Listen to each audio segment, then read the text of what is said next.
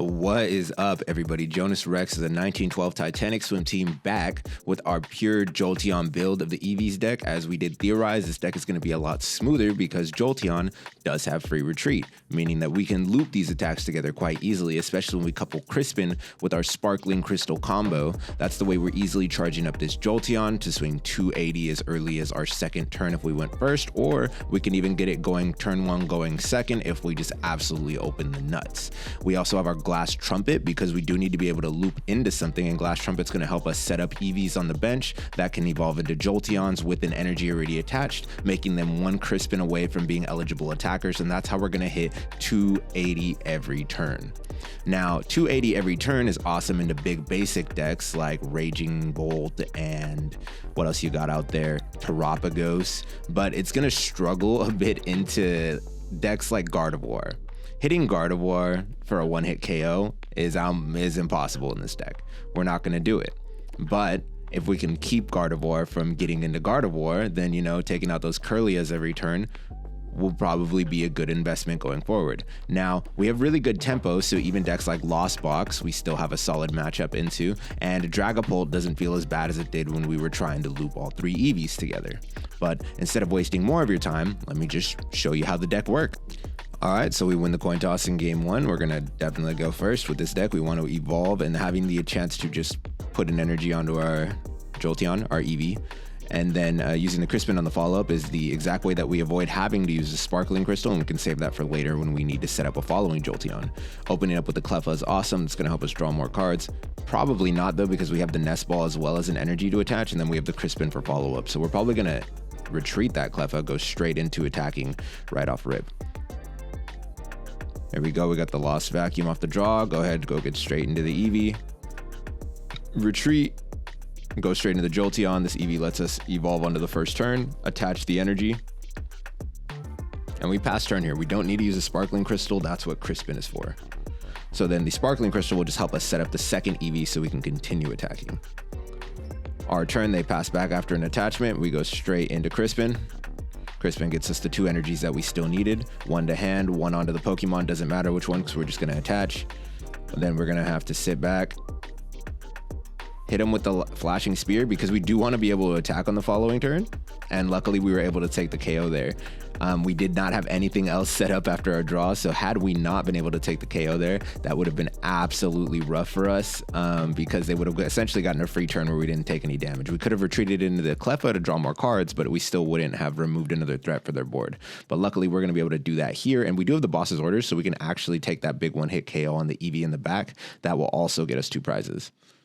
We also have the switch, though, so we can switch into Cleffa, and our opponent concedes. That gets us right out of game one right away, so we're going to go ahead and just jump straight into game two.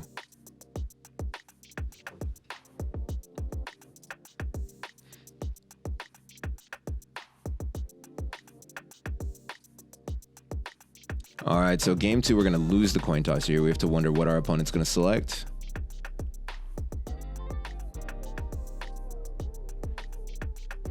Our opponent ultimately decides that they're going to go first, meaning we're going to get to show off this deck going second.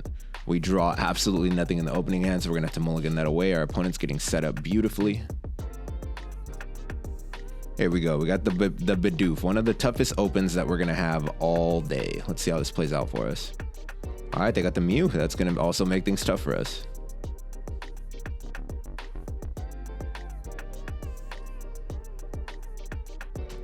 Absolutely nothing in hand going for us. We just got an Iono here. All right, we get the Eevee down. Followed up with the Eevee. We're going to go to Squawk, so we want to see more cards. We attach the Eevee. In all honesty, we should have attached the Bidoof. Attaching the Bidoof ensures that the following turn we can retreat the Bidoof easily, but we didn't do that. So now we're stuck getting Bidoof Cleffa here. And if we had attached the Bidoof, we could actually just retreat the Bidoof and then go into Cleffa, draw some extra cards. I feel like that would have been the play to make here, but we didn't do that. So now we got to deal with the consequences of our actions.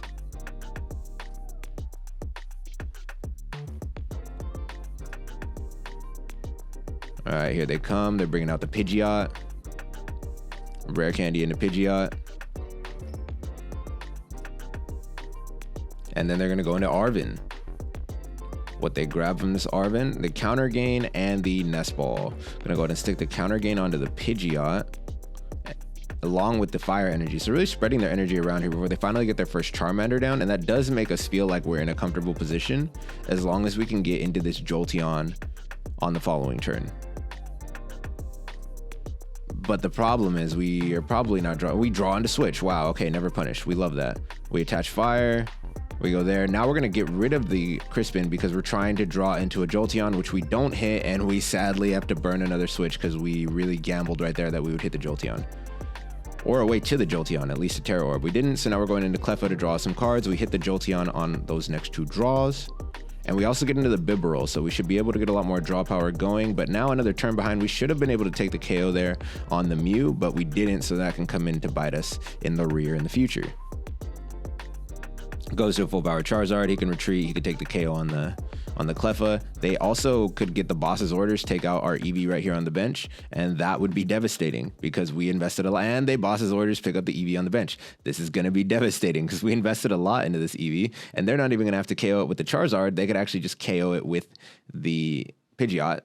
And we actually have no way to generate a one-turn attack because we don't have an energy attached to anything. We also don't have, sadly, the Sparkling Crystal that we just lost, which means that we have to essentially take another turn of just drawing off Cleffa and hoping that they don't boss anything up and KO it.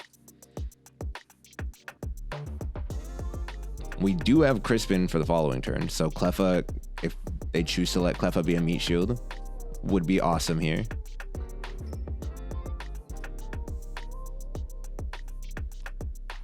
The other big problem that I'm seeing here too is that the Mew EX is one attachment away from copying our attack. So leaving the Jolteon in the active means that they're going to just KO us.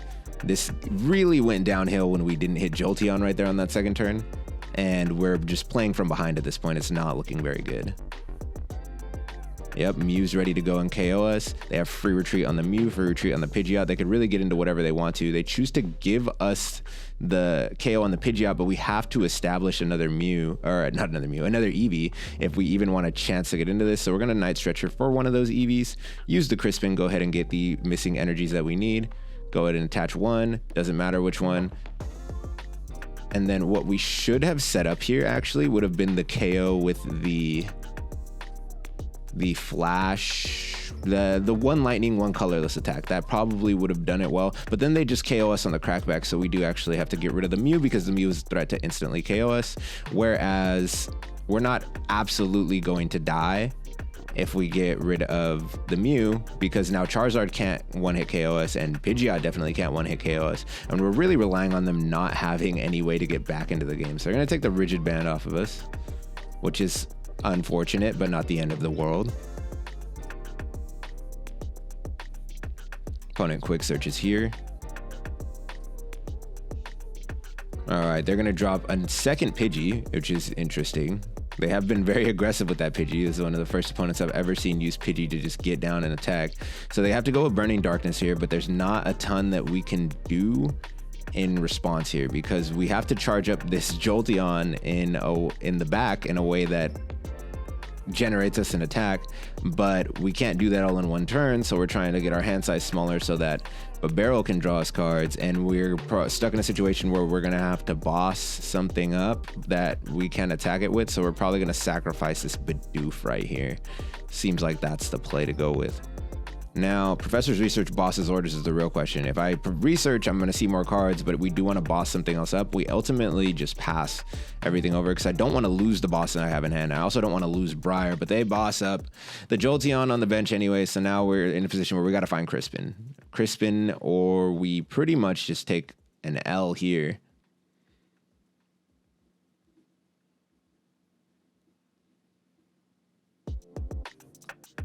Now we're going to bring the Jolteon up, and we're grasping at straws here. What is our top deck? Our top deck is Vacuum. That doesn't help us in any immediate fashion, so we have to Professor's Research here. Nothing we do here really gets us the dub, because if we choose to KO the Pidgeot, then the Charizard EX can KO us in one shot.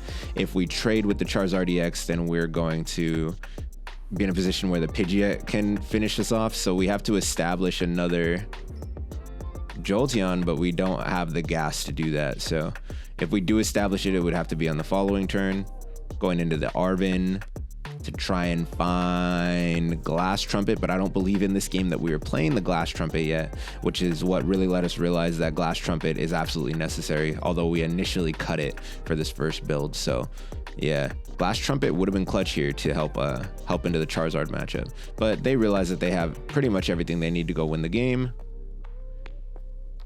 All he has to do is go grab a boss's orders and take out the Squawkabilly. Chose not to do that, gave us one extra turn. That extra turn isn't really going to matter much. We're going to Nest Ball for nothing. Attached to the Greninja. Really just looking at what we have here, deciding that we're just going to take the KO on the Pidgeot. Discarding from the Greninja, taking our 2 prizes so we can at least go out feeling like we did something. It was a close game, guys. We had 2 prizes left, even though there was no chance of us winning this one here. Now they're just 1 attack away from doing something, so we're hoping that they just click the attack button and they start playing the game. Like, come on, dude, what are you doing here? Just attack us, get us out of the way. Chose not to do that. Now he's flexing on us, but he was a total turd, so I hope he loses every game from this point forward. Jumping into our last game.